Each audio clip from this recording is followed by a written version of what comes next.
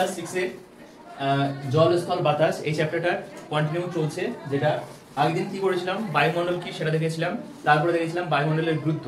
বায়ুমণ্ডলের গুরুত্বগুলো আমরা লিখে দিয়েছি, সেগুলো তোমাদেরকে পড়তে হবে, কিন্তু পরীক্ষায় প্রশ্ন আসে 3 নম্বর 4 নম্বরের প্রশ্ন চলে আসবে যে বায়ুমণ্ডলের গুরুত্ব কি। তো যেভাবে লিখেছি সেভাবে পড়বে, দেখবে নাম্বার পেয়ে যাবে। তো এরপরে যেটা আছে বায়ুমণ্ডলের স্তর বিন্যাস, ঠিক আছে। পরের যে পয়েন্ট সেটা হচ্ছে কি বায়ুমণ্ডলের স্তর বিন্যাস।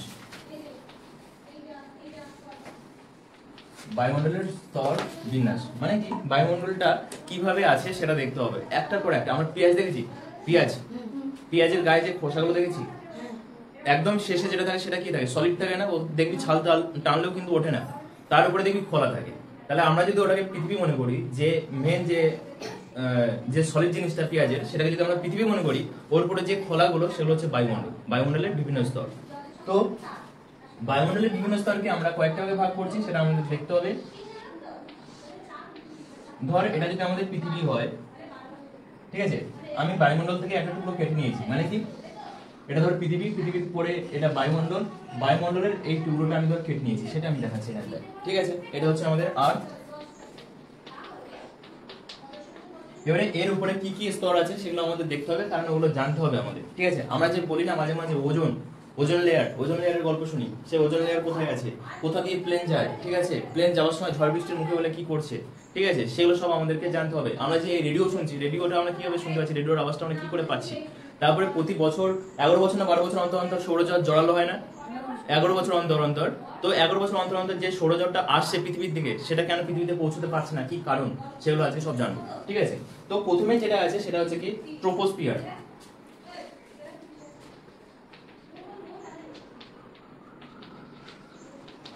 প্রথমে কি আছে ট্রোপোস্ফিয়ার। এটা কতদূর পর্যন্ত আছে বলতে, এটা আছে 18 কিলোমিটার পর্যন্ত, প্রায়। সব করার আগে শুরু করবো কি প্রায়, পুরো 18 মানে 18 তা নয়, প্রায় 18 কিলোমিটার, ঠিক আছে। কোনো কোনো জায়গায় দেখতে পাবো আমরা 20 কিলোমিটার, ঠিক আছে, জায়গা বিশেষে। তো এই জায়গাটা কি হয়, এই জায়গাটায় যত পরিমাণে ঝড় বৃষ্টি, ঠিক আছে, সব এই জায়গাটায় হচ্ছে। তার জন্য এর আরেকটা নাম হয়েছে কি ক্ষুদ্রমণ্ডল, ঠিক আছে। ওর আরেকটা নাম হচ্ছে কি ক্ষুদ্রমণ্ডল, মানে ভীষণভাবে রেগে আছে, মানে আমরা বলি না মানুষ রেগলে ক্ষুদ্র হয়ে গেছে, রেগে গেছে, তাই জন্য এর নাম হচ্ছে কি ক্ষুদ্রমণ্ডল। এখান থেকে কিন্তু প্লেন যাওয়া আসা করে না, একবার যখন উঠে তার ব্যালেন্সে চলে আসে, তারপরে কিন্তু এর উপরের স্তরে চলে যায়, ঠিক আছে।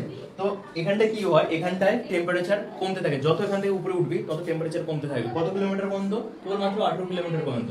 এটা কেমন হয়, 6.4 সেন্টিমিটার কমতে থাকে, ঠিক আছে, 6.4 সেন্টিমিটার সেন্টিমিটার বলছি, ডিগ্রি সেলসিয়াস কমতে থাকে টেম্পারেচার।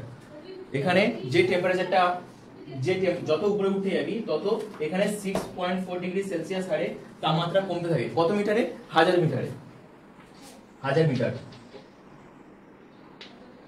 বুঝতে পারছি। 1000 মিটার উঠলে 6.4 কমে যাবে, আরো 1000 মিটার উঠলে আরো 6.4 কমে যাবে। এরকম ভাবে কমতে কমতে উপরের দিকে কি হচ্ছে, টেম্পারেচার এখানটায় কমতে থাকছে, ঠিক আছে। তাহলে এখান থেকে যে পয়েন্টগুলো বললাম তার 3টে পয়েন্ট কি, একটা হচ্ছে কি এখানে প্রচুর পরিমাণে ঝড়ঝঞ্ঝা হয়, যার জন্য একে বলা হয় কি ক্ষুদ্রমণ্ডল। এখানটায় টেম্পারেচার 6.4 ডিগ্রি সেলসিয়াস হারে প্রতি মিটার 1000 মিটার উচ্চতায় কমতে থাকে, যেটাকে বলা হয় সাধারণ টেম্পারেচার হ্রাস, যেটাকে ইংরেজিতে বলে কি নরমাল ল্যাপস রেট, ঠিক আছে। এরপরে এর উপরের যে স্তরটা আছে যেটা আমরা দেখতে পাচ্ছি এখানটায়, সেটার একটা নাম আছে। কারণ কি, আমরা ডাঙা, ধর এটা একটা ল্যান্ড, এর পাশে আছে আমাদের সমুদ্র বা নদী, সমুদ্র বা আছে কি নদী, এটা হচ্ছে ল্যান্ড মানে ভূমি। ধর আমি বললাম ভূমি, এই যে মাঝখানের যে অংশটা, এটাকে আমরা কি বলি, যেখানে জল আর ভূমি দুটোই আছে, সেটাকে আমরা উপকূল বলি না, উপকূল। তো উপকূল, তাহলে দেখ উপকূল, তাহলে প্রত্যেকটা জিনিসের যেখানে জয়েন্ট আছে সেই জায়গাটা আলাদা নাম আছে। তাহলে এটা হচ্ছে ট্রোপোস্ফিয়ার, এই যে জায়গাটা দেখছি আমরা সেটা হচ্ছে কি ট্রোপোস্ফিয়ার, এটা হচ্ছে ট্রোপোস্ফিয়ার। তাহলে এর উপরে যেটা আছে সেটা হচ্ছে কি স্ট্র্যাটোস্ফিয়ার।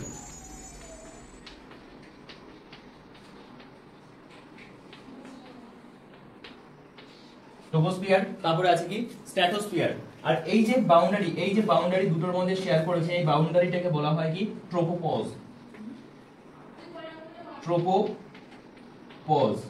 পরীক্ষার সময় এগুলো প্রশ্ন দেয় কিন্তু, যে ট্রোপোস্ফিয়ার আর স্ট্র্যাটোস্ফিয়ারের মধ্যে যে বাউন্ডারি যে লাইনটা আছে সেটাকে কি বলা হয়? ঊর্ধ্বসীমাকে কি বলা হয়? প্রশ্ন এরকম দেয় ট্রোপোস্ফিয়ারের ঊর্ধ্বসীমা, এটা তো ঊর্ধ্বসীমা একদম মাথায়, তাই বলছে কি ঊর্ধ্বসীমা। প্রশ্ন করে কি ট্রোপোস্ফিয়ারের ঊর্ধ্বসীমার নাম কি? প্রশ্ন করে কি ট্রোপোস্ফিয়ার ও স্ট্র্যাটোস্ফিয়ারের মাঝখানে যে লেয়ারটা আছে তার নাম কি? ঠিক আছে, যেটা ডিভাইড করেছে। তো স্ট্র্যাটোস্ফিয়ারের মধ্যে কি হয়? স্ট্র্যাটোস্ফিয়ারের মধ্যে কিন্তু কোনো ঝড় বৃষ্টি কোনো কিছু হয় না। প্লেন যখন একবার উপরে উঠে যায় তারপর থেকে কিন্তু এর মধ্যে দিয়ে চলাচল করে। আমরা ভাবি যে ঝড় বৃষ্টি হচ্ছে, প্লেনটা কি করলো? ওখানে কিন্তু কোনো ঝড় বৃষ্টি নেই, মেঘ নেই, বৃষ্টি নেই, কিছু নেই। তাহলে এখানটায় পুরো কোনো বাধা ছাড়াই চলে যাচ্ছে, ঠিক আছে? তাই এটাকে বলা হয় কি শান্ত মণ্ডল। এর নাম আরেকটা আছে কি, এর নাম হচ্ছে শান্ত মণ্ডল। আর ওটার নাম ছিল কি ক্ষুদ্র মণ্ডল। মানে এখানে প্রচুর মানে বৃষ্টিপাত ঝড় বৃষ্টি হয় বলে তাই ওটাকে বলে ক্ষুদ্র মণ্ডল, এটাকে বলা হয় শান্ত মণ্ডল। এখান থেকে প্লেন যাওয়া আসা করে। এটা কত কত কিলোমিটার পর্যন্ত বিস্তৃত আছে? এটা প্রায় 80 কিলোমিটার পর্যন্ত বিস্তৃত আছে, ঠিক আছে? এটা প্রায় 80 কিলোমিটার পর্যন্ত বিস্তৃত আছে। এইখানে এর মাঝখানে প্রায়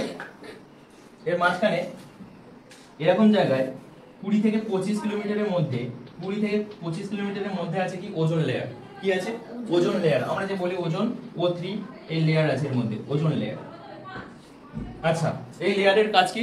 এই লেয়ার হচ্ছে আমাদের সূর্যের থেকে আগত বিভিন্ন ক্ষতিকারক রশ্মিগুলোকে বাধা দেয় পৃথিবীতে আসতে, ঠিক আছে? যদি আমরা দেখি বিষয়টা হচ্ছে এরকম, ধর এটা সূর্য, সান, এটা হচ্ছে আমাদের পৃথিবী, আর আমরা এখানে আপাতত আছি যেটা, সেটা হচ্ছে কি ওজোন লেয়ার O3, ঠিক আছে? এর কাজ কি? এর কাজ হচ্ছে 200 কোটি ভাগের যে সূর্যরশ্মি আসছে পৃথিবীতে তার 1 ভাগ পৃথিবীতে পৌঁছায়, আমরা জানি।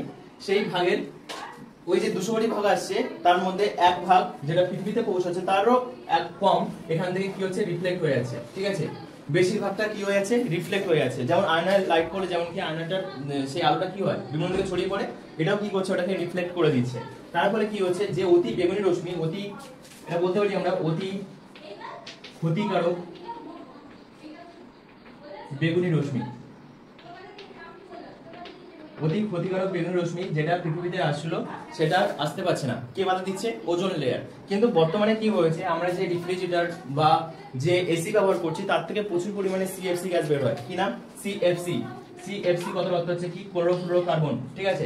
এছাড়া যদি আমরা কোনো জীবাশ্ম জ্বালানি পাই, পারিবারিক শিলাতে জীবাশ্ম পাওয়া যায়, ওই জ্বালানি যদি আমরা পোড়াই প্রচুর পরিমাণে কালো ধোঁয়া বেরোয়, ওতে প্রচুর পরিমাণে দূষণ ঘটায়, ঠিক আছে? যেটা এর সঙ্গে গিয়ে বিক্রিয়া করে। এছাড়া আরো কি আছে? এছাড়া আছে আমাদের CO2 এর সঙ্গে প্রচুর পরিমাণে বিক্রিয়া ঘটায়, যার ফলে কি হয় বর্তমানে এই লেয়ারটা এরকম ছিদ্র হয়ে গেছে, ঠিক আছে? এরকম ছিদ্র হয়ে গেছে। তাহলে যে রশ্মিটা প্রবেশ করতে পারছিল না সেই রশ্মিটা এখন কি করছে বলতে? ডিরেক্ট প্রবেশ করতে পারছে, বুঝতে পারছিস? ডিরেক্ট প্রবেশ করতে পারছে, যার ফলে কি হচ্ছে মানুষের গায়ে ক্যান্সার লক্ষ্য করা যাচ্ছে, মানুষের স্কিনের সমস্যা হচ্ছে। আর সর্বোপরি কি হচ্ছে? সর্বোপরি যেটা সমস্যা হচ্ছে সেটা হচ্ছে কি বায়ুমণ্ডলের টেম্পারেচার প্রচুর পরিমাণে বৃদ্ধি হয়েছে। কারণ কি? যে রশ্মিগুলো আসতে পারছিল না সেটা এখানে প্রবেশ করতে পারছে। বিষয়টা কি হচ্ছে? ধর আমরা যদি দেখি, এটা ধর গাছ আর এখানে ধর মানুষ আছে, ভালো করে বুঝবি। গাছ কি ছাড়ে? CO2, তাই তো? এই অক্সিজেন ছাড়ে। আর আমরা কি প্রডিউস করি? CO2, ঠিক আছে? গাছ কি করে? এই CO2 টা নিয়ে নিচ্ছে, হ্যাঁ? আর আমরা কি করছি? অক্সিজেনটা নিয়ে নিচ্ছি। কিন্তু কি হচ্ছে? আমরা কি করছি? গাছ কেটে দিচ্ছি। তার ফলে কি হচ্ছে? বাস্তবে কি CO2 পরিমাণ আর কমছে? CO2 কিন্তু বাতাসে ঘুরে বেড়াচ্ছে, দেখেছিস? CO2 টা নেবার কিন্তু কেউ নেই। কারণ কি? দিনকে দিন গাছের পরিমাণ কমে যাচ্ছে। আর এই CO2 গ্যাসের একটা ক্ষমতা আছে কি প্রচুর পরিমাণে ও তাপ সংগ্রহ করে রাখতে পারে, নিজে প্রচুর পরিমাণে তাপ নিয়ে নিতে পারে। আমরা পঞ্চ দেখেছি, পঞ্চকে যদি আমরা জলে চুবাই কি হয়? পঞ্চের মধ্যে কিন্তু অনেক জল থেকে যায়, যদি চাপি দেখবি জলটা বেরিয়ে গেছে, বুঝতে পারছি?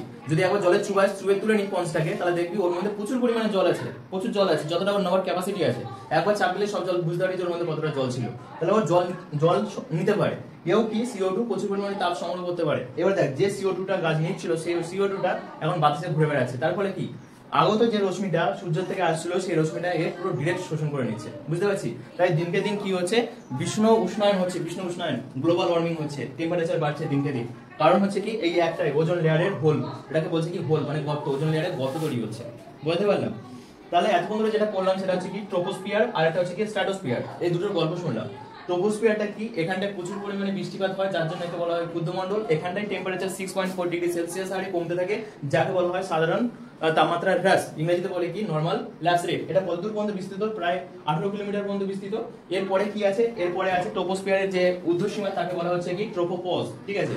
এর পর থেকে শুরু হচ্ছে কি ট্রোপোস্ফিয়ার, স্ট্র্যাটোস্ফিয়ার, যেখানে কি হচ্ছে এখানে কোনো কিন্তু ঝড় বৃষ্টি কিছু হয় না, যার জন্য এখানে বলা হয় কি শান্ত মণ্ডল। এখানে কি আছে, এখান থেকে প্লেন যাওয়া আসা করে, ঠিক আছে।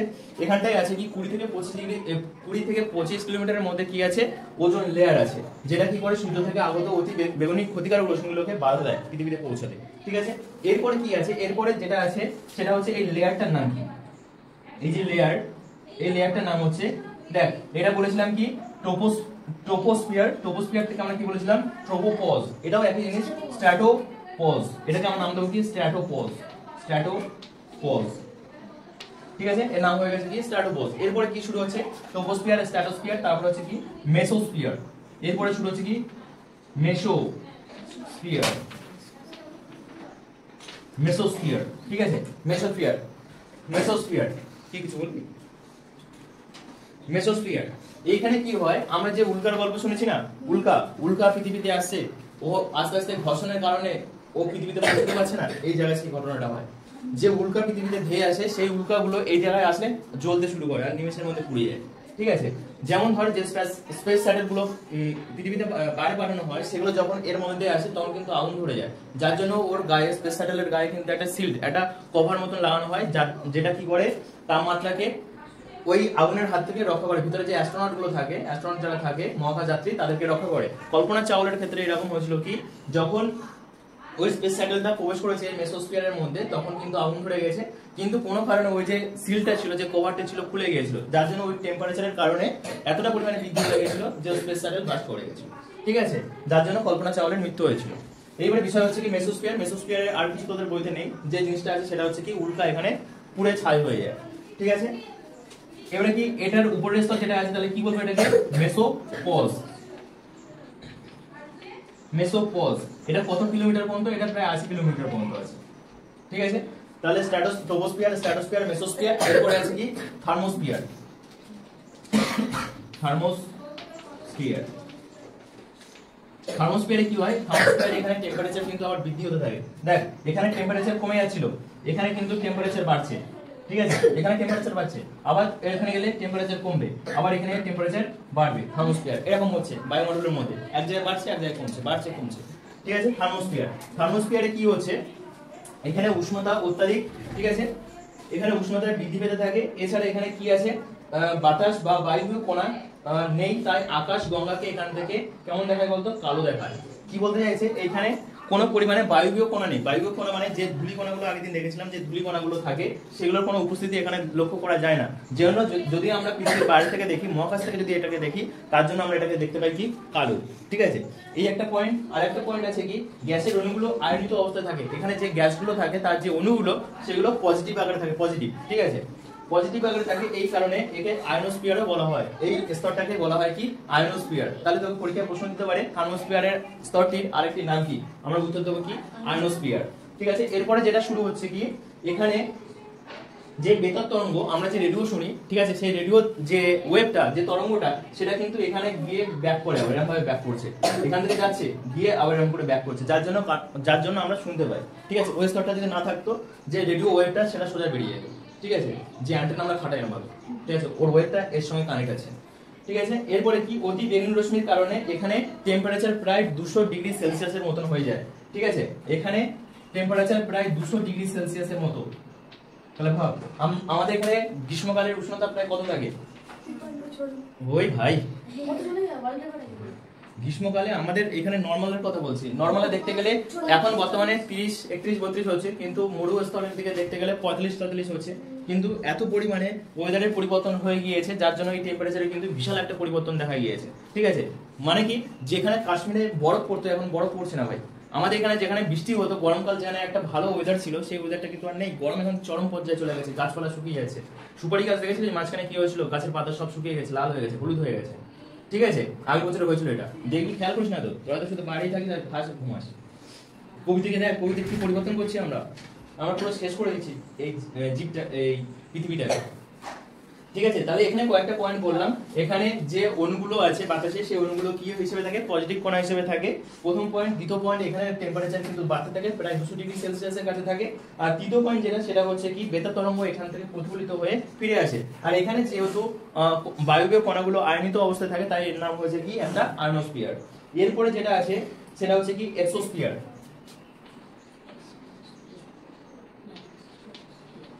এক্সোস্ফিয়ার। এটা কত ডিগ্রি, এটা কত কিলোমিটার পর্যন্ত আছে? এটা প্রায় 300 কিলোমিটার পর্যন্ত বিস্তৃত। এরপরে এটা 1500 কিলোমিটার পর্যন্ত, ঠিক আছে, 1500 কিলোমিটার পর্যন্ত বিস্তৃত।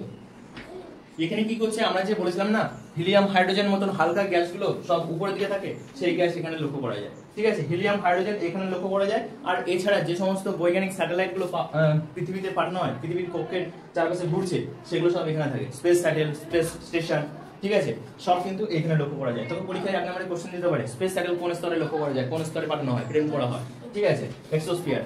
এই হচ্ছে তোদের বিষয়। এরপরে আরেকটা আছে যেটা হচ্ছে তোর ম্যাগনেটোস্ফিয়ার, এটা তোদের বইতে নেই, ঠিক আছে। এরপরে আছে কি ম্যাগনেটোস্ফিয়ার। এই ম্যাগনেটোস্ফিয়ারের কাজ কি, পৃথিবীর মাধ্যাকর্ষণ শক্তিটাকে বজায় রেখেছে, ঠিক আছে। পৃথিবীতে যদি আমরা দেখি, ছবি যদি আঁকি, ধর এটা যদি আমাদের সূর্য হয়, এটা যদি আমাদের আর্থ হয়, এর বাইরে যে স্তরটার নাম বললাম সেটা হচ্ছে ম্যাগনেটোস্ফিয়ার। এই ম্যাগনেটোস্ফিয়ার কেমন ভাবে আছে, এরকম ভাবে আছে, এরকম ভাবে আছে, ঠিক আছে। ম্যাগনেটোস্ফিয়ার এরকম ভাবে আছে যে 11 বছর অন্তর অন্তর সৌরজগৎটা ঝরালো হচ্ছে, সে কি করছে, যখনই এর এখান থেকে যাচ্ছে, এ কি করে, এগুলোকে প্রবেশ করতে দেয় না ম্যাগনেটোস্ফিয়ার, এ কি করে, এর পাশ দিয়ে পাঠিয়ে দেয়, যার জন্য সৌরজগতের এই সূর্য থেকে যে সৌর ঝড় সেটা কিন্তু এই পৃথিবীর মধ্যে পৌঁছতে পারে না। কিন্তু এর জন্য কিছু বাধার সমস্যার সম্মুখীন হয় পৃথিবী, সেটা হচ্ছে কি, এর যে স্যাটেলাইট গুলো ছিল সেগুলো কিন্তু সমস্যা হয়ে যায়, কোনো কোনো সময় ওরা অরবিট থেকে ছেড়ে চলে যায়, বা কোনো কোনো সময় ওই স্যাটেলাইট গুলো আমাদের এখানে যে সমস্ত বার্তাগুলো পাঠায় সেগুলো বার্তা পাঠাতে অক্ষম হয়ে পড়ে, ঠিক আছে। তো বিভিন্ন সমস্যা দেখা যায়। তো এই যে সৌর ঝড় প্রতি বছর আসছে, সেটা কে তাহলে আমাদের রক্ষা করছে তার থেকে, সেটা হচ্ছে কি ম্যাগনেটোস্ফিয়ার।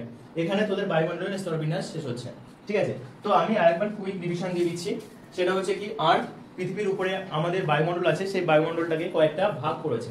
কিসের বেসিসে ভাগ করেছে? এই যে সমস্ত ফ্যাক্টগুলো আমরা দেখলাম তার বেসিসে। কোথাও টেম্পারেচার কমছে, কোথাও টেম্পারেচার বাড়ছে। তো সর্বপ্রথম নিচের যে স্তরটা আছে তার নাম কি, বৃষ্টি? নিচের যে স্তরটা আছে তার নাম কি? ট্রোপোস্ফিয়ার। তার নাম কি? ট্রোপোস্ফিয়ার। এর কাজ কি ভাই, শুনতে বলো, এর কাজ কি? এখানে কি হয়? ঝড় বৃষ্টি লক্ষ্য করা যায়, যার জন্য একে বলা হয় কি, ক্ষুদ্র মণ্ডল। ক্ষুদ্র ক্ষুদ্র মণ্ডল, ঠিক আছে। তারপরে এখানে কি হয় ভাই, বলো, তুমি বলো। এই তো এখানটায় ট্রোপোস্ফিয়ার কি লক্ষ্য করা যায়? ও বললো যে এখানে প্রচুর পরিমাণে ঝড় বৃষ্টি হয়, তাই এটাকে বলা হয় ক্ষুদ্র মণ্ডল। এছাড়া কি হতে পারে এখানটায়? এখানে টেম্পারেচার কি হচ্ছে, কমছে। কত ডিগ্রি সেলসিয়াস হারে? 6.4 ডিগ্রি সেলসিয়াস হারে। এটা কিন্তু পরীক্ষা প্রশ্ন দেয়, 6.4 ডিগ্রি সেলসিয়াস হারে টেম্পারেচার কমছে, যেটাকে বলা হয় নরমাল ল্যাপস রেট, ঠিক আছে। তারপরে গৌরব আরেকটা পয়েন্ট বলেছিলাম, সেটা হচ্ছে কি, এর যে উপরের স্তরটা তার নাম কি, উপরের যে ঊর্ধ্বসীমা তাকে কি বলা হয়?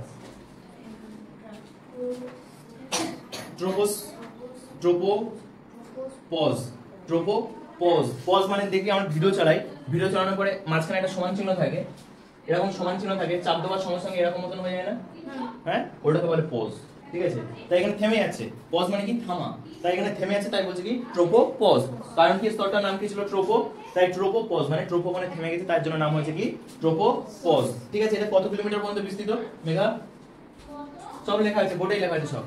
কত কিলোমিটার পর্যন্ত বিস্তৃত? এই তো 18 কিলোমিটার পর্যন্ত এটা বিস্তৃত, ঠিক আছে। এরপরে শুরু হচ্ছে কি আমাদের স্ট্র্যাটোস্ফিয়ার। স্ট্র্যাটোস্ফিয়ারে কি হয় ভাই শুভম? বাতাসের পরিমাণ বেশি, তুই এই শুনলি? স্ট্র্যাটোস্ফিয়ারে কি হয় বল দেখি গৌরব? ঝড় বৃষ্টি হয় না, মেঘ দেখা যায় না, একদম শান্ত থাকে, যার জন্য একে বলা হয় কি, শান্ত মণ্ডল। আরেকটা বলেছিলাম কি বল, এখানে বিমান চলাচল করে, এখান থেকে বিমান চলাচল করে।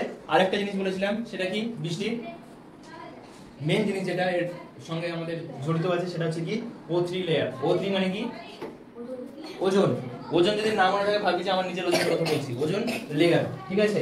ওজন লেয়ার কত কিলোমিটারের মধ্যে বিস্তৃত? সব লেখা আছে, 20 থেকে 25, বাবু 25, 20 থেকে 25 কিলোমিটার পর্যন্ত বিস্তৃত। আচ্ছা বস, এরপরে মেঘা আমাকে বলবি তো, স্ট্র্যাটোস্ফিয়ারের ঊর্ধ্বসীমাকে কি বলা হয়? স্ট্র্যাটোপজ। ব্যাস। আরেকটা জিনিস, এখানে টেম্পারেচার কি হয়, বাড়ে না কমে? বাড়ে, ঠিক আছে। আমরা যদি ভুলে যাই, আমরা একটা কাজ করবো, নিচ থেকে দেখা শুরু করবো, বাড়ছে না কমছে, নিচেরটা শুধু মনে রাখবো, এখানে কমছে, তারপরে বাড়ছে, কমছে, বাড়ছে, কমছে, বাড়ছে, এরকম, ঠিক আছে, অল্টারনেট করে। তারপরে ভাই শুরু হয়ে গেছে কি আমাদের মেসোস্ফিয়ার। মেসোস্ফিয়ারে কি হয়? একটাই বলেছিলাম, মেসোস্ফিয়ারে একটাই ফ্যাক্ট বলেছিলাম, সেটা হচ্ছে কি বল গৌরব, তাপ তো কমে যাচ্ছে সে তো জানি। তারপরে ও এখানে ধুলি তোমার না ভাই হিতেশ, এখানে উল্কা পুরো এখানে উল্কাপুরে ছাই হয়ে যায় মেসোস্ফিয়ার। আচ্ছা মেসো এইভাবে মনে রাখ ভাই, গল্প শুনবো আর মনে রাখবো এইভাবে যে মেসো মানে কি আমাদের আত্মীয়কে বোঝায় না। আত্মীয়রা কি করে আমাদের জন্য ভালো মিষ্টি মিষ্টি নিয়ে আসে। তাহলে এখানে কি আছে, আমার একটা আত্মীয় বসে আছে মেসোস্ফিয়ার। মেসোস্ফিয়ার কি করছে, ও মিষ্টি আনছে না আমাদের জন্য, পৃথিবীর বাইরে থেকে যে মিষ্টিগুলো পাঠাচ্ছে সেইগুলোকে ও খেয়ে নিচ্ছে। ঠিক আছে, এইভাবে মনে রাখবো। তাহলে মেসোস্ফিয়ার কি করছে, পৃথিবীর বাইরে থেকে যে মিষ্টিগুলো আসছে সেগুলোকে খেয়ে নিচ্ছে আমাদের না দিয়ে। দেখতে গেলে এটা বিষয়টা কি হচ্ছে, নেগেটিভ দিক কিন্তু একটা পজিটিভ দিক। সে আমাদের মিষ্টিকে খেতে দিচ্ছে না, তার মানে পৃথিবীকে রক্ষা করছে। ঠিক আছে, এইভাবে মনে রাখ, বুঝতে পারলি গল্প? তাহলে মেসোস্ফিয়ারে কি হচ্ছে বল, তুই চুজ করছি। আমাদের পৃথিবীর বাইরে থেকে যে মিষ্টিগুলো ঠিক আছে, এরকম লিখবি সর্বনাশ হয়ে যাবে। আচ্ছা আরো মিষ্টি দিয়ে দেবে, সব মিষ্টির গল্প। তুই যদি এরকম কথা লিখে দিয়েছিস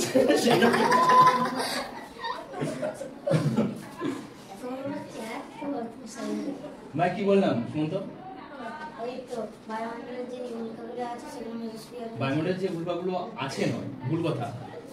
বায়ুমণ্ডলের বাইরে থেকে বা পৃথিবীর মহাশূন্য থেকে যে সমস্ত উল্কাগুলো পৃথিবীতে আসে সেগুলোকে এখানে পুড়িয়ে ছাই করে দেয়, সেটা বললাম। আর তুই এটা বুঝলি? বস। তারপরে কি আছে মেসোস্ফিয়ার। মেসোস্ফিয়ারে কি হচ্ছে, টেম্পারেচার কমছে। এটা কত কিলোমিটার পর্যন্ত বিস্তৃত? প্রায় 80 কিলোমিটার। সবসময় যুক্ত করবো কিন্তু প্রায়, কারণ আমি একদম কনফার্ম নই যে এটা। ঠিক আছে, তারপরে আছে কি থার্মোস্ফিয়ার। থার্মোস্ফিয়ারে উষ্ণতা কি হয়, প্রথম পয়েন্ট উষ্ণতা কি হয়, বাড়ে। প্রথম পয়েন্ট হচ্ছে উষ্ণতা বাড়ে। তারপরে কি থার্মোস্ফিয়ারে আরেকটা কি বলেছিলাম, এখানে বায়বীয় যে কণাগুলো থাকে সেগুলো পজিটিভ থাকে, যার জন্য একে বলা হয় কি আয়নোস্ফিয়ার। আয়নোস্ফিয়ার।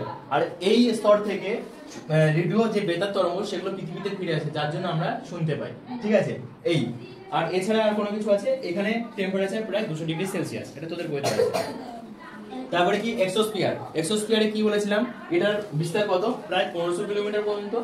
এরপরে কি পয়েন্ট, এরপরে হচ্ছে যে হালকা গ্যাসগুলো আছে না, হিলিয়াম, হাইড্রোজেন, আগের দেখছিলাম, সেগুলো সব কোথায় আছে, এখানে এখানটায় আছে এক্সোস্ফিয়ারে। ঠিক আছে, সমস্ত হালকা গ্যাস। বেলুনে কোন গ্যাস থাকে আগের বলছিলাম, হিলিয়াম না হাইড্রোজেন? হিলিয়াম। আগের গুলিয়ে ফেলা হয়েছিল, হিলিয়াম না হাইড্রোজেন? হিলিয়াম। ঠিক আছে, হিলিয়াম আর হাইড্রোজেন দুটোই হচ্ছে আমাদের কি গ্যাস, হালকা গ্যাস, খুব হালকা গ্যাস। কিন্তু আমরা হিলিয়ামের হাইড্রোজেনের পরিবর্তে কেন আমরা হিলিয়াম ব্যবহার করি, কারণ কি হাইড্রোজেন পরস্পরের সাথে বিক্রিয়া করে আগুন তৈরি করে দিতে পারে, যে কোনো মুহূর্তে গ্যাস বেলুন ফেটে চলে যাবে। ঠিক আছে, যার জন্য কি করা হয়, হিলিয়াম রাখা হয় ওখানটায়। এরপরে কি আছে, এরপরে আছে কি ম্যাগনেটোস্ফিয়ার, যেটা পৃথিবীকে দিয়েছে কি মাধ্যাকর্ষণ শক্তির একটা আকর্ষণীয় শক্তি, যেটার কাজ কি পৃথিবীর বাইরে থেকে যে 11 বছর অন্তর অন্তর যে জোরালো সৌরঝড় আসে সেটাকে প্রতিফলন করা। ঠিক আছে, এইভাবে পৃথিবীকে রক্ষা করছে। ঠিক আছে, এখানে আমাদের কমপ্লিট হচ্ছে কি বায়ুমণ্ডলের স্তর বিন্যাস। আচ্ছা, তাহলে আমাদের কমপ্লিট হয়ে গেছে কিন্তু 32 পেজ পর্যন্ত। তারপরের দিন থেকে শিলামণ্ডল ধরব। ঠিক আছে, শিলামণ্ডলের এরকম স্তর আছে, ওখানটায় আমরা ম্যাগমা ট্যাগমা এগুলো সব দেখবো।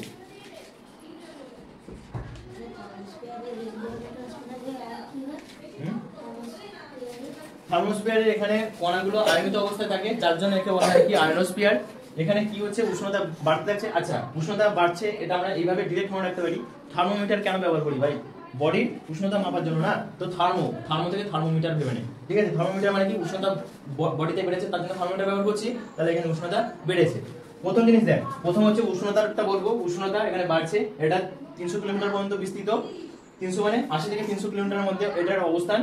তারপরে বলবো কি এখানে যে কণাগুলো থাকে বায়বীয় কণা, সেগুলো কি আয়নিত অবস্থায় থাকে, যার জন্য একে বলা হয় কি আয়নোস্ফিয়ার। পৃথিবীর থেকে যে বেতার তরঙ্গ পৌঁছায় সেটা এখান থেকে রিফ্লেক্ট হয়, প্রতিফলিত হয়ে পৃথিবীতেই ফিরে আসে, যার জন্য আমরা কি বেতার তরঙ্গ শুনতে পাই। ঠিক আছে, রেডিও শুনতে পাই, টেলিভিশন শুনতে পাই। ঠিক আছে, এই আর এছাড়া কি আছে, এছাড়া কিছু বলেছিলাম কি, এছাড়া বলেছিলাম না, এছাড়া কোনো কিছু নেই ভাই। আরেকটা হচ্ছে এখানে বায়বীয় কণার কোনো বাতাসের যে কণাগুলো সেগুলোর এখানে কোনো উপস্থিত নেই বলে এখানটায় কি হয়, আকাশ মহাবিশ্ব থেকে কি লাগে, কালো লাগে। এই না, এটা তোর বইতে নাম নেই আর আমারও দেখা হয় না, এটা ছিল ঠিক আছে, বড় ক্লাসে আছে সব বইতে বিভিন্ন রকম ভাই। এটা তুই কনফার্ম নাকি বলতে পারিস? আমি যদি বলি সুমন্ত তোমার ওজন কত, তুই ওজনটা মেপে নিয়ে বলতে পারবি। ধর আমার বাড়িতে যে মেশিন আছে সেটাই মাপলে তোর দেখালো ওজন তোর 35 কেজি। ঠিক আছে, তোর যা চেয়ারা সেই অনুযায়ী আমি বললাম। কত তোর ওজন কত? 28 ও বেশি বলে দিয়েছি। পয়েন্ট। আচ্ছা সে যাই হোক, তোর 28 কেজি, ঠিক আছে। তুই যদি হসপিটালে গিয়ে মেশিনে চেক করিস সেখানে আলাদা দেখাবে, তুই যদি বাইরে গিয়ে মেশিনে চেক করিস আলাদা দেখাবে। তো মেশিন যদি ঠিক না বলতে পারে তা মানুষ এটা নিজে আন্দাজ মতন বোঝাচ্ছে, কেন কি এই যে বৈশিষ্ট্যগুলো আমরা বললাম তার পরিপ্রেক্ষিতে এই স্তরটা বিনাশ করেছে, ঠিক আছে, ভেঙেছে। তো এটা কনফার্ম নয় যে এটা আমার 80-র মধ্যেই আছে, এটা কনফার্ম না, 80 থেকে 81 পর্যন্ত হতে পারে। যেমন আমরা ইতিহাসের ক্ষেত্রে দেখেছিলাম না, যে একটা যুগ শেষ হয়ে গেছে, একটা টাইম শেষ হয়ে গেছে, তারপর একটা টাইম শুরু হচ্ছে, তার মানে কি এর মধ্যে কিন্তু শুরু হয়ে যায়নি। তার মানে কি এইখানে যদি কোনো টাইম শেষ হয়ে যায়, এখান থেকে যদি শুরু হয়, এখানে যদি শেষ হয়ে যায়, এরপরে যে টাইমটা সেটা কিন্তু এই জায়গাতে শুরু হয়ে গেছিল। কিন্তু আমাদের মনে রাখার সুবিধার্থে আমরা এটাকে ভাগ করে নিই, বুঝতে পারলি? সেরকম অবস্থা। ঠিক আছে, কারো কোনো অসুবিধা?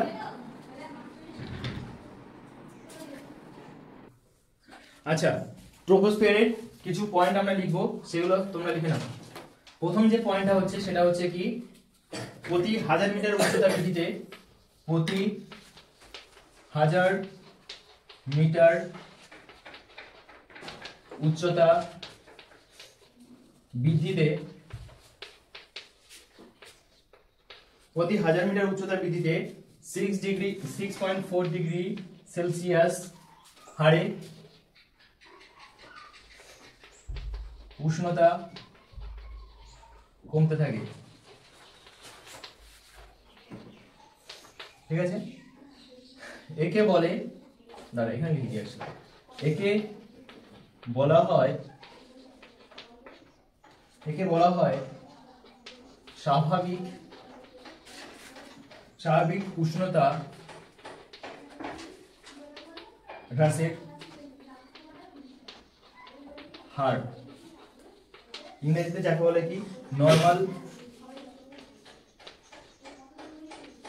Lapse rate.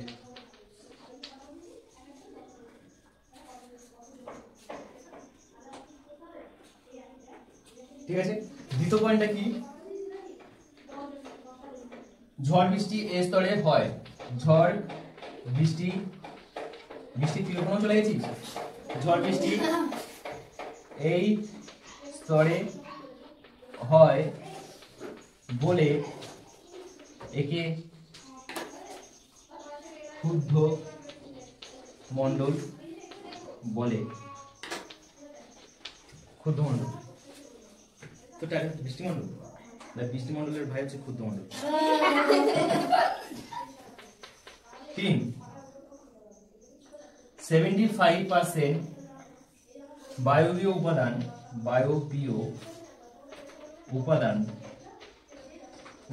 আগের দেখছিলাম না, বায়বীয় উপাদান যে তোর কি কি ছিল, ওর মধ্যে বাষ্প ছিল, ধূলিকণা ছিল, আর একটা কি ছিল, গ্যাস ছিল, গ্যাস। ঠিক আছে, সেই 100% এর মধ্যে 75% এখানেই থাকে। 75% বায়বীয় উপাদান এখানে লক্ষ্য করা যায়, এখানে লক্ষ্য করা যায়। তারপরে 4 পয়েন্টটা হবে, 4 পয়েন্ট ধরছে না বলে আমি এখানে লিখছি। এই স্তরের ঊর্ধ্বসীমাকে বলা হয়, এই স্তরের ঊর্ধ্বসীমাকে বলা হয় ট্রোপোপজ।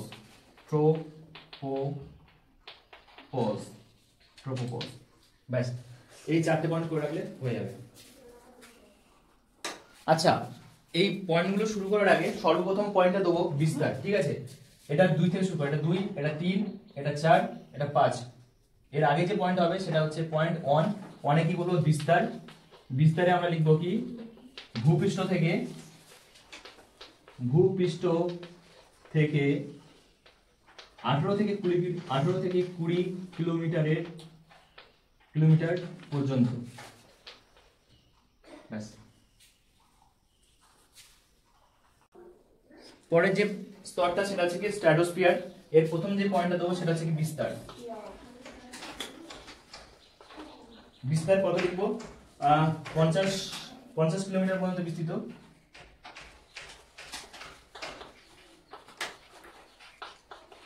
কিলোমিটার পর্যন্ত, ঠিক আছে। তারপরে পরের পয়েন্ট হচ্ছে উষ্ণতা। এখানে উষ্ণতা কমতে বাড়তে থাকে।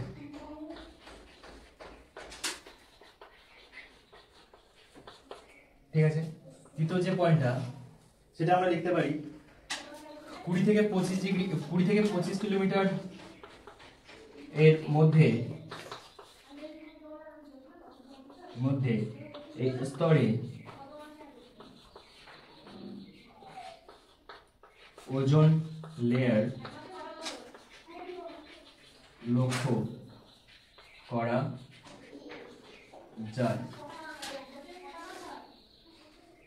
তারপরে পয়েন্ট হচ্ছে ঝড় বৃষ্টি এখানে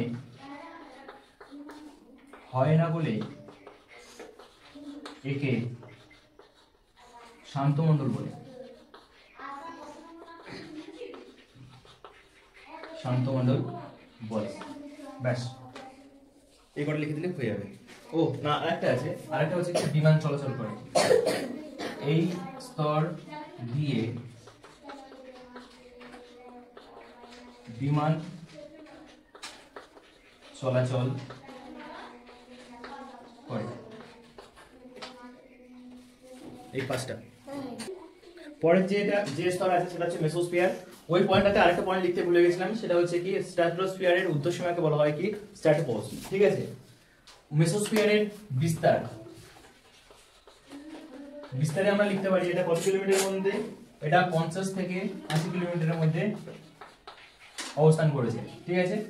এরপরে এর উষ্ণতার যে পয়েন্টটা সেকেন্ড পয়েন্ট সেটা হচ্ছে কি উষ্ণতা। এখানে উষ্ণতা কি হয়, মেসোস্ফিয়ার এখানে উষ্ণতা কমতে থাকে। তৃতীয় যে পয়েন্ট আছে সেটা হচ্ছে কি এর ঊর্ধ্বসীমাকে বলা হয় মেসোপজ। এর ঊর্ধ্বসীমাকে বলা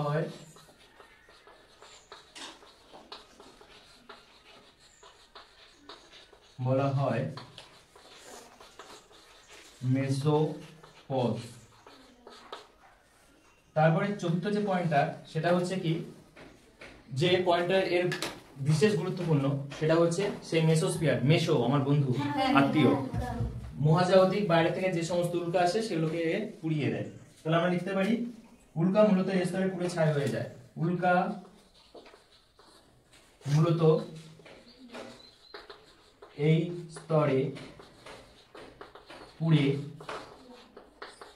ছাই হয়ে যায়।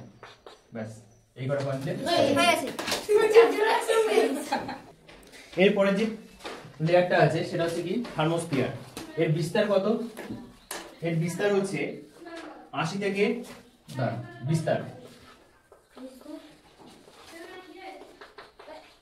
থেকে 300 কিলোমিটার। দ্বিতীয় পয়েন্ট যেটা সেটা হচ্ছে উষ্ণতা। উষ্ণতা এখানে কি হয় থার্মো মানে কি থার্মোমিটার, উষ্ণতা বাড়তে থাকে।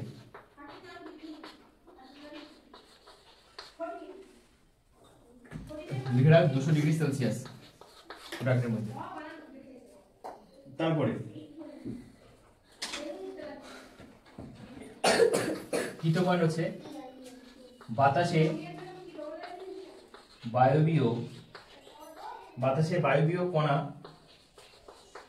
নেই, তাই আকাশ কালো দেখায়।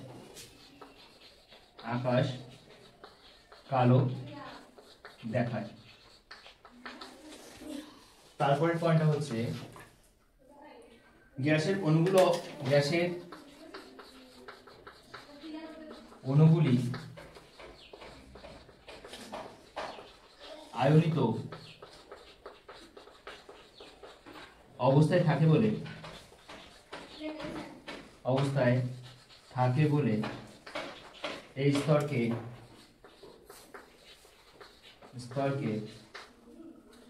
স্তরকে আয়নোস্ফিয়ার বলা হয়।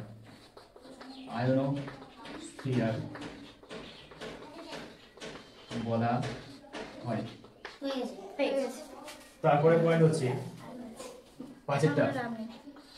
পাঁচের পয়েন্টটা বেতার তরঙ্গ এই স্তর থেকে প্রতিফলিত হয়ে ফিরে আসে। বেতার তরঙ্গ এই স্তরের দ্বারা প্রতিফলিত হয়ে ফিরে আসে। এই ফিরে আসার কারণে কি হয়, এখন কমপ্লিট হয়নি ভাই, কি করছিস তোরা, আমি বলতে বলিনি, হয়ে গেছে, চুপ করে বসে থাক। প্রতিফলিত হয়ে ফিরে আসে বলে কি আমরা রেডিও টেলিভিশনের শব্দ শুনতে পাই, ঠিক আছে। আর এখানে সূর্যের অতি বেগুনি রশ্মির কারণে টেম্পারেচার চরমে পৌঁছায়, সেটা হচ্ছে কত, 200 ডিগ্রি সেলসিয়াস। ব্যাস। এর যে প্রথম পয়েন্টটা হবে, পরবর্তী যে স্তরটা সেটা হচ্ছে কি এক্সোস্ফিয়ার। এর যে প্রথম পয়েন্টটা সেটা হচ্ছে কি বিস্তার। বিস্তার কত হবে, 300 থেকে 1500 কিলোমিটার। কিলোমিটার, কিন্তু আমরা পাহাড়ের যে উচ্চতাটা দেখি সেটা কিসে দেখি বলতো, মিটারে, এটা কিলোমিটার। কিলোমিটার মানে অনেকটাই, কিন্তু এখান থেকে কলকাতা প্রায় 100 কিলোমিটার, তাহলে 300 কিলোমিটার ভাব, তাহলে কতটা হতে পারে, ঠিক আছে।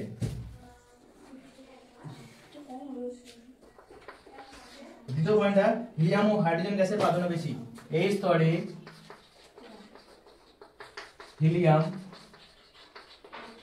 ও হাইড্রোজেন গ্যাসের প্রাধান্য বেশি। তিনের যে পয়েন্টটা, কৃত্রিম উপগ্রহ,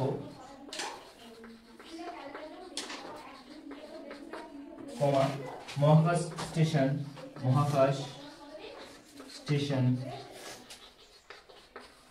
স্টেশন, এই স্তরে থাকে।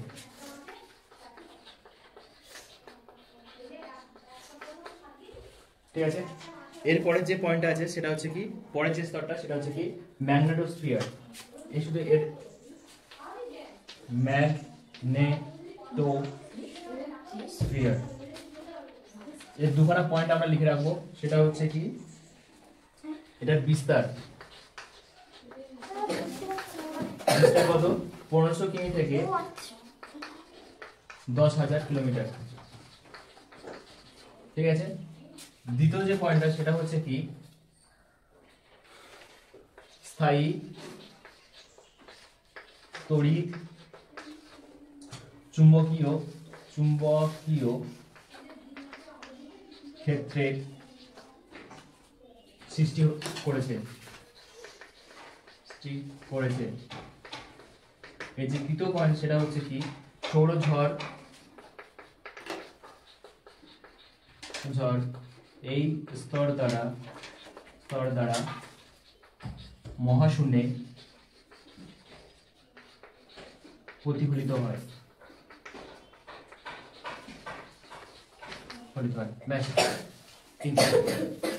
আজকে তাহলে এখানে কমপ্লিট হচ্ছে আমাদের বায়ুমণ্ডলের স্তর বিন্যাস। পরের দিন আমরা কি দেখবো, শিলামণ্ডলের স্তর বিন্যাস। এখানে এই পর্যন্ত।